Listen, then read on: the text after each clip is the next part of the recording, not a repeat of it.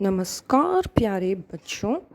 आज की हमारी कहानी का नाम है शहर की मुर्गी। ये कहानी है एक मज़ेदार मुर्गी की मज़ेदार यात्रा के बारे में। इस कहानी के लेखक हैं आर्थर और इसके चित्र बनाए हैं हेनरी ने और हिंदी में इसका रूपांतरण किया है दीपक थानवी ने। तो चलिए सुनते हैं कहानी शहर की मुर्गी। हेनरी एक मुर्गी थी। उसका पूरा नाम तो हेनरीटा था। सब उसे प्यार से हेनरी बोलते थे। वह शहर में रहती थी जहाँ उसका मुर्गी घर एलेक्स के घर के पीछे था। एलेक्स रोज़ हेनरी से मिलने जाता था। वह हेनरी की देखभाल करता था और उसके अंडे इकट्ठे करता था। हेनरी के सारे अंडे नीले रंग के होते थे। यह तो गज़ब है, एलेक्स बोला। यह तो अजीब है, लूसी बोली। लूसी का घर हेनरी के घर के पास ही था। वह बोली, तुम कैसी मुर्गी हो जो इधर उधर अंडे दे रही हो? हेनरी ने कहा, मैं यहाँ रहती हूँ। मुर्गियाँ तो अंडे देती ही हैं और मेरे अंडे नीले रंग के हैं। तुम तो गुस्सा हो रही हो, लूसी बोली। मुर्गियाँ तो गुस्सा होती ही हैं, हेनरी कुड़कुड़ाती हुई बोली। ठीक है, लूसी बोली, लेकिन मुर्गियाँ तो गांव में रहती हैं जहाँ शांति होती है और वहाँ गायें और गाय क्या होती है? हेनरी ने पूछा। गायें गांव में रहती हैं, वे घास खाती हैं फिर दूध देती हैं। तुम्हें यह सब गांव में जाकर देखना चाहिए। एलेक्स जो कुछ लाया था वो सब हेनरी ने खा लिया। पिज़्ज़ा, स्ट्रॉबेरी, तरबूज और रोटी। तुम तो घोड़े की तरह खाती हो, लूसी ने हेनरी को कहा। मैं एक मुर्गी की तरह खाती हूँ, हेनरी कुड़कुड़ाती हुई बोली। घोड़ा क्या होता है? लूसी बोली, घोड़े गांव में रहते हैं। वे बड़े होते हैं और उनका रंग भूरा होता है। वे अपनी पीठ पर इंसानों को बैठने देते हैं। तुम्हें यह सब गांव में जाकर देखना चाहिए।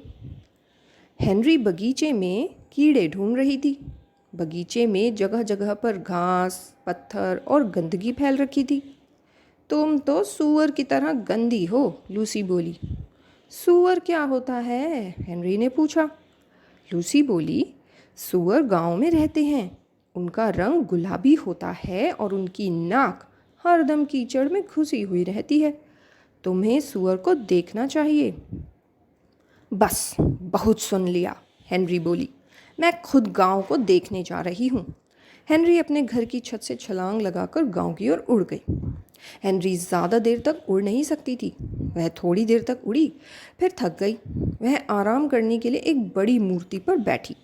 मूर्ति पर बहुत सारे कबूतर बैठे थे और उस पर कबूतर की बीट से सफ़ेद धब्बे भी बने हुए थे।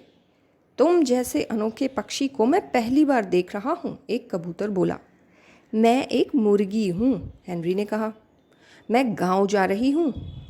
जिस गति से तुम उड़ रही हो, इस हिसाब से तुम्हें तो बस पर बैठकर जाना चाहिए, कबूतर ने कहा। बस यहाँ वहाँ रुकती है। धन्यवाद, हेनरी बोली।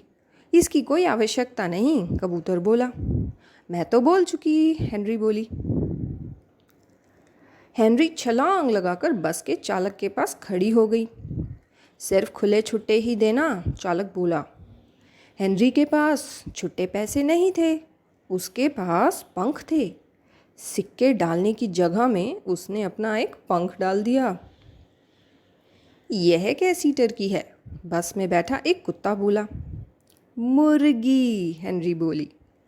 मैं नहीं हूँ, कुत्ता भौंकता हुआ बोला।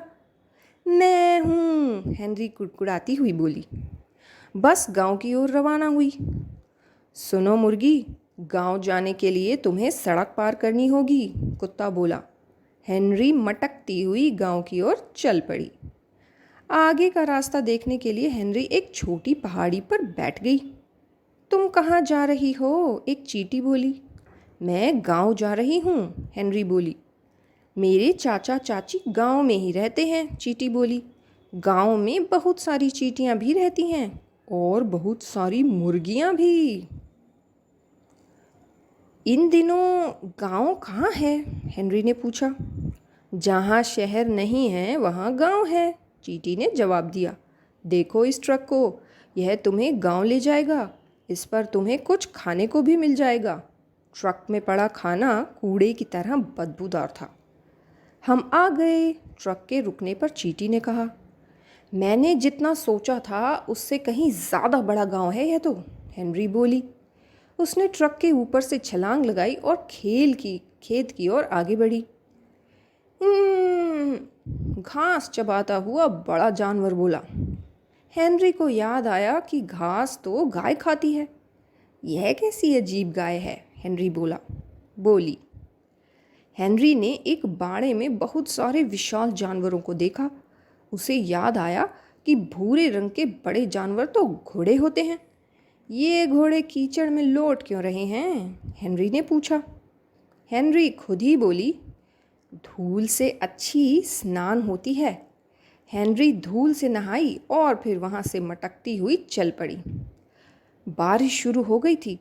एक बड़ी इमारत से हेनरी को ट्रक पक पक ट्रक आवाज़ आई। फिर वह उस इमारत के दरवाजे की ओर चल दी। उस इमारत के दरवाजे वैसे नहीं थे जैसे हेनरी के घर के थे। एलेक्स ने हेनरी के घर के दरवाजे इस तरह बनाए थे कि वे एक बार में सिर्फ हेनरी ही अंदर जा सकती थी। दो बड़े दरवाजे घूमते हुए खुले और अंदर से एक मशीन फट फट फट आवाज़ करती हुई बाहर निकली। इमारत के अंदर चमकती रोशनी थी और हजारों मुर्गियां थीं। हर एक मुर्गी के पास अपना खुद का एक छोटा सा घर था। ऐसा लग रहा है कि मैं मुर्गियों के शहर में आई हूँ, हेनरी ने सोचा। हेनरी ने एक खाली घर को देखा और उसके अंदर चली गई। सुनो, मैं हेनरी हूँ, तुम कौन हो, हेनरी बोली। बतख, दूसरी मुर्गी बोली। मुझे तो लगता है कि तुम एक मुर्गी हो, हेनरी बोली। मोटरें घूम रही थी, गियरों से खड़खड़ आवाज़ आ रही थी और जंजीरें झन झन कर रही थी।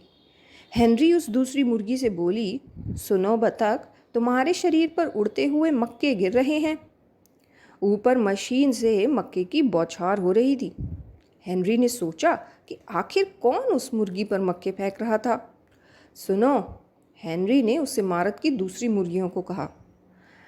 प्रॉक पक पक, अभी हम बहुत व्यस्त हैं, मुर्गियों ने धीमी आवाज़ में कहा। वे सब अंडे देने में व्यस्त थीं। सफ़ेद अंडे और भूरे अंडे एक एक करके किसी दूसरी मशीन से निकल रही चलती हुई पट्टी पर लुढ़क रहे थे।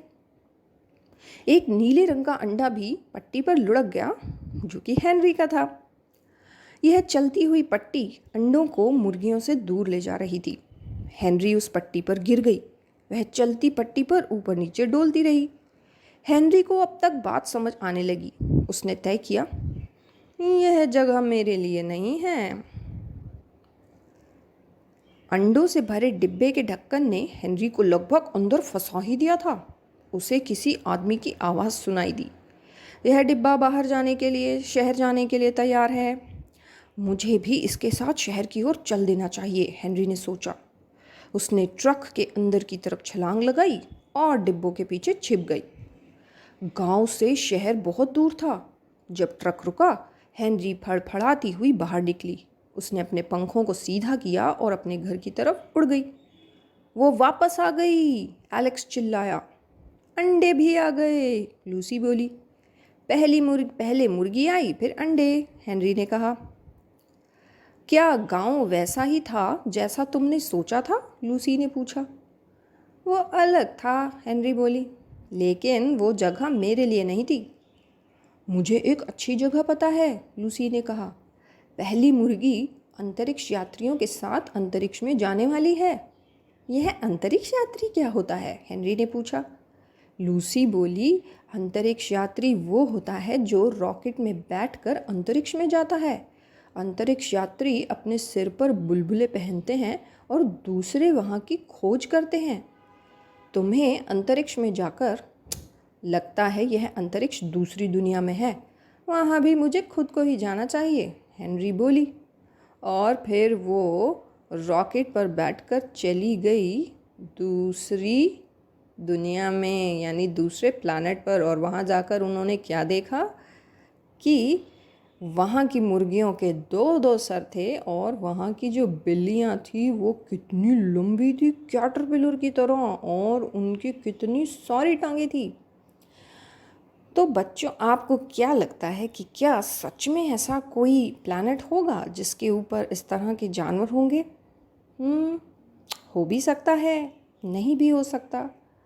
तो ऐसी कहानी जिसके बारे में हमें पूरा यकीन नहीं है कि ऐसा हो सकता है या नहीं हो सकता है, ऐसी कहानियों को हम कहते हैं फिक्शनल स्टोरीज़। यस, फिक्शनल माने काल्पनिक कहानी, जो कोई व्यक्ति अपनी कल्पना से लिखता है।